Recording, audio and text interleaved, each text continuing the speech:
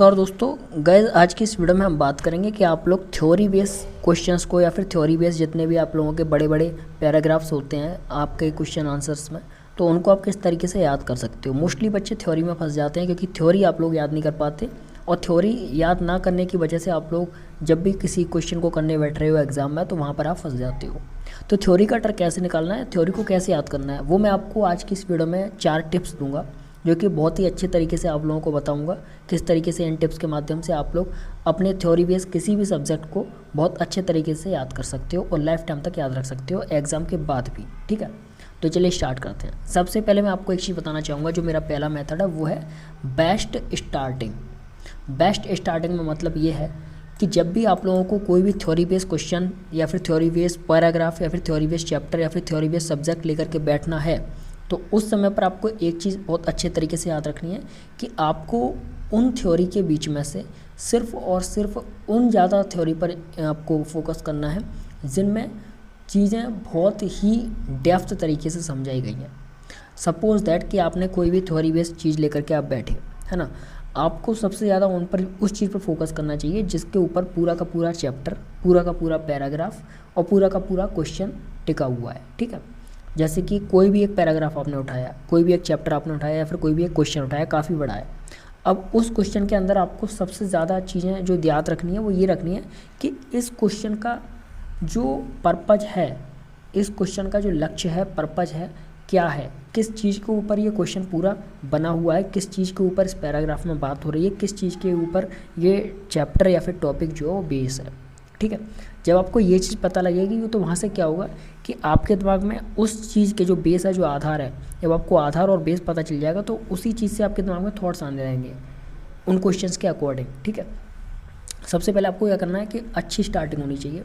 आप लोगों को जब भी स्टार्टिंग करनी है थ्योरी बेस्ड क्वेश्चन की, थ्योरी बेस्ड चैप्टर्स की, थ्योरी बेस्ड पैराग्राफ की, वहाँ पर आप लोगों को पूरा का पूरा अपना जो दिमाग लगाना है वो रटने पे नहीं लगाना, सिर्फ और सिर्फ उस पैराग्राफ को, चैप्टर को और क्वेश्चन के आधार को समझना है कि ये किस पर टिका हुआ है, इसमें जो बात हो रही है वो किसके आधार पर हो रही है। जब आपको आधार पता चल जाता है फिर आपको पूरे के पूरे चैप्टर की, चाहे कितना भी बड़ा चैप्टर हो, उसकी अंडरस्टैंडिंग हो जाती है, और अंडरस्टैंडिंग ही आपके लिए लर्निंग में बहुत ज़्यादा हेल्प करती है। ठीक है, पहला मेथड ये है। दूसरी चीज़ ये है कि फाइमन मेथड। फाइमन मेथड में क्या होता है कि आप लोगों को 3 चीज़ों पर फोकस करना है। जब भी आप कोई चैप्टर या फिर कोई पैराग्राफ या फिर कोई बड़ा क्वेश्चन लेकर के बैठ रहे हो थ्योरी का, तो वहाँ पर आपको 3 चीज़ों पर फोकस करना है फाइमन मेथड में। देखिए, पहला जो आपका मेथड है, यानी कि पहला जो चीज़ है वो है क्या, दूसरा है क्यों, तीसरा है कैसे। मतलब कि जो चैप्टर है उसके बारे में आपको 3 चीज़ें सोचनी है, क्या, क्यों, कैसे। क्या में आपको ये सोचना है कि इस टॉपिक में क्या चीज़ इम्पोर्टेंट है, और ये जो टॉपिक है ये किस चीज़ पर बेस है, इसका आधार क्या है। ठीक है, पहली चीज़। दूसरी चीज़ क्यों में आपके लिए ये सोचना है कि ये जो चैप्टर है, इस टॉपिक के ऊपर, इस चैप्टर के ऊपर जो चीज़ें दी गई हैं वो क्यों दी गई हैं, उनका सारांश क्या है, उनका समीकरण क्या है, उनको क्यों इस चैप्टर पर एक सबसे ज़्यादा हाईलाइट किया गया है, ये आपको समझना है ना। तीसरी चीज़ आपको ये समझना है कि जो टॉपिक है या फिर जो भी आपका चैप्टर है उसमें जो चीज़ें आपको दे रखी हैं उन सभी चीज़ों पर आपको किस तरीके से और कैसे उसके ही अकॉर्डिंग उसके डुप्लीकेट क्वेश्चंस बनाने हैं। ये 3 चीज़ें आपको समझनी हैं। और ये 3 चीज़ें आपको कैसे समझ में आएंगी? सबसे पहले आप पहला मेथड यूज करोगे जिसमें आप ये देखोगे कि क्या है इस टॉपिक के अंदर। दूसरी चीज़ कि इस टॉपिक के अंदर अगर ये चीज़ है तो क्यों है, इसका आधार क्या है। तीसरी चीज़ आपको ये देखनी है कि कैसे है, मतलब कि इस चीज़ में जो चीज़ें हैं उनको हम कैसे डुप्लीकेसी कर सकते हैं। मतलब कि अगर क्वेश्चन में एग्ज़ाम में अगर कोई क्वेश्चन आ जाता है इससे रिलेटेड और ये नहीं है क्वेश्चन इससे रिलेटेड है, तो वहाँ पर हम कैसे इसकी डुप्लीकेसी कर सकते हैं, मतलब कि कैसे हम अपने दिमाग से बना करके क्वेश्चन लिख सकते हैं।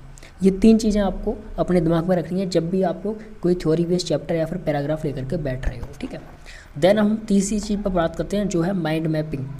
माइंड मैपिंग, और इसको हम बोल सकते हैं इमेजिनरी सिचुएशन। ठीक है, इसका मतलब ये है कि जब भी आप कोई पैराग्राफ चैप्टर लेकर के बैठ रहे हो तो उसमें आपको माइंड मैपिंग करनी है, थॉट्स लाने हैं अपने दिमाग में। ठीक है, चाहे आप पूरे दिन में एक चैप्टर पढ़ रहे हो लेकिन उस एक चैप्टर को जब आप पढ़ रहे हो तो माइंड मैपिंग करते हुए पढ़ो। जो चीज़ आप पढ़ रहे हो सबसे पहले आज के समय पर 5 साल के बच्चे के पास भी मोबाइल फ़ोन होता है। जिस भी टॉपिक के बारे में, जिस भी चैप्टर के बारे में पढ़ रहे हो, आपको कुछ नहीं करना है। चैप्टर का पहला चैप्टर आपने खोला, चैप्टर पे जो भी चीज़ हाईलाइट है उसको गूगल कर लो। गूगल करके उसमें इमेज में चले जाओ, इमेज जो फोटो होते हैं, फोटो में जब आप चले जाओगे तो वहाँ से आपको अंडरस्टैंडिंग हो जाएगी बहुत अच्छी। आपको समझ में आ जाएगा कि ये जो चैप्टर है इस चीज़ पर बेस है और इस चीज़ के जो फोटोज़ हैं, इमेज जो हैं वो ये हैं। जब आपके दिमाग में इमेज बैठ जाएंगी तो वो चीज़ें आपको बहुत अच्छे तरीके से याद होने लगेंगी। ठीक है, माइंड मैपिंग करके आपको इस तरीके से पढ़ना है कि जब भी क्वेश्चन आप कोई पढ़ रहे हो उसको गूगल करके एक बार जरूर देखो, है ना। उस जैसे कि कोई भी एक टॉपिक है, इकोनॉमिक्स पे कोई भी एक टॉपिक है ना, इकोनॉमिक के बारे में कोई भी एक टॉपिक है, या फिर आरबीआई के बारे में कोई भी एक टॉपिक है, तो आप गूगल पे सर्च करो आरबीआई रूल्स के ऊपर कोई टॉपिक है तो आरबीआई आप सर्च करो। नीट का कोई एग्ज़ाम दे रहे हो, वहाँ पर आपके लिए कोई भी चीज़ आ रही है आपकी साइंस से रिलेटेड, केमिस्ट्री से रिलेटेड, तो आप उसको सर्च करो गूगल पे। जब आपको उसका सीन देखोगे ना, फोटो देखोगे, इमेज देखोगे, तो आपके दिमाग में और भी बेहतर तरीके से अंडरस्टैंडिंग हो जाएगी उसकी। ठीक है, तो माइंड मैपिंग करके पढ़ना है। मतलब कि जब भी किसी चीज़ में आप फंस रहे हो, आपको लग रहा है ये बोरिंग है, तुरंत गूगल पे जाओ, गूगल कर दो उस चीज़ को, और गूगल करके उसका जो इमेज है, जो फोटो है, उसको देख लो।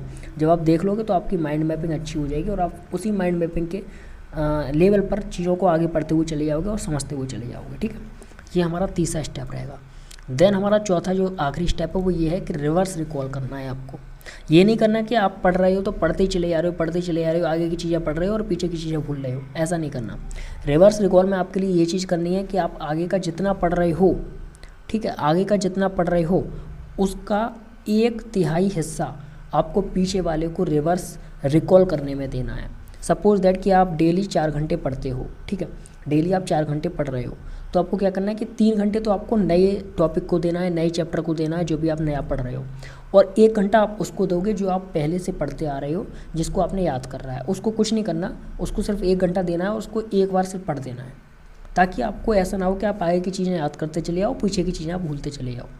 ठीक है, क्योंकि ये चीज़ हमेशा याद रखना, थ्योरी जो होती है वो आपको ऐसा नहीं कि आपने 1 महीने में एक बार पढ़ ली फिर आपको पढ़नी ही नहीं है, चाहे कितना भी अच्छा आप मेथड यूज कर लेना, लेकिन थ्योरी जो होती है उसको आप डेली यूज जब तक नहीं करोगे तब तक आप उसको याद नहीं रख पाओगे। ठीक है, तो रिवर्स रिकॉल हमेशा करना है। अगर आप 4 घंटे दे रहे हो तो 3 घंटे नए वाली चीज़ को दो और 1 घंटा जो बचा उसमें रिवर्स करो, जो चीज़ पढ़ी उसको एक बार दोबारा से और पढ़ लो, पुरानी चीज़ों को। ठीक है, और हाइलाइटर का यूज करते हुए चलो, ताकि आप लोगों के लिए कोई प्रॉब्लम ना हो। हाइलाइटर का यूज का मतलब ये है कि जब भी आप कोई भी चीज़ इंपॉर्टेंट पढ़ रहे हो, ठीक है, उन सभी चीज़ों पर हाईलाइट करते चले जाओ, ताकि दोबारा जब आप पढ़ो, रिवर्स रिकॉल करो, तो आपको ये ना हो कि पूरा पेज खोल करके देखना पड़े। ठीक है, तो ये 4 चीज़ें हैं जिनसे कि आप लोग अपनी पढ़ाई को इम्प्रूव कर सकते हो। ऐसा नहीं कि रट्टा मार रहे हो, कान में आपने लगा लिया, रुई लगा ली, कॉटन लगा लिया और कान बिल्कुल बंद है आपके, और बैठे हुए आप रट्टा मारने बैठ गए, ऐसा नहीं।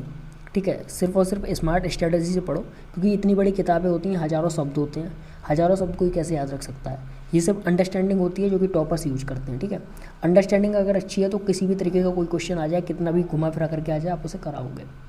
ठीक है, तो थ्योरी बेस में आपको सबसे ज़्यादा अंडरस्टैंडिंग पे काम करना है, रट्टे मारने पे काम नहीं करना। इसी तरीके की आगे की और वीडियोस आपको मिलती रहेगी इस चैनल पर, उसके लिए चैनल को सब्सक्राइब, बेल आइकन को प्रेस करना। Thank you so much.